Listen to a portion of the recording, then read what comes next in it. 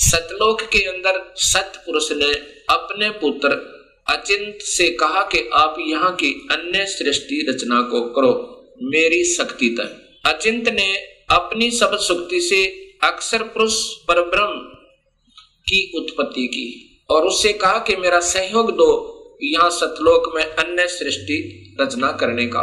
अक्षर पुरुष अर्थात ये परब्रह्म एक सतलोक में बने हुए मान सरोवर में, उसके अंदर अमृत जल है। सतलोक के अंदर उस अमृत सरोवर में प्रवेश कर गए और वहां आनंद से विश्राम करने लगे।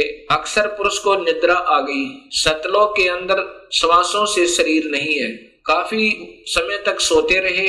तब सतपुरुष ने अपनी सबल शक्ति से जल अमृत तत्व से एक अंडा बनाया और उसमें एक आत्मा प्रवेश की। उस आत्मा समेत उस अंडे को उस जल में डाला, अमृत सरोवर में, उस मान सरोवर में। वो अंडा गड़गड़ गड़गड़ करता हुआ नीचे जा रहा है तो अक्षर पुरुष अर्थात इस पार ब्रह्म की निद्रा भंग हुई।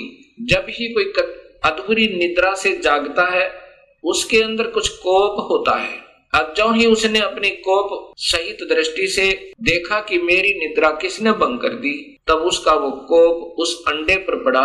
अंडा दो भाग हो गया, उसमें से ये ब्रह्म निकला, क्षर पुरुष। ब्रह्म अर्थात क्षर पुरुष, इसी को ज्योत स्वरूपी निरंजन, वास्तव में इसका नाम कैल है, कैल। और यही आगे चल के काल कहा, ये आने वाले इसी विवरण में आपको ज्ञान होगा।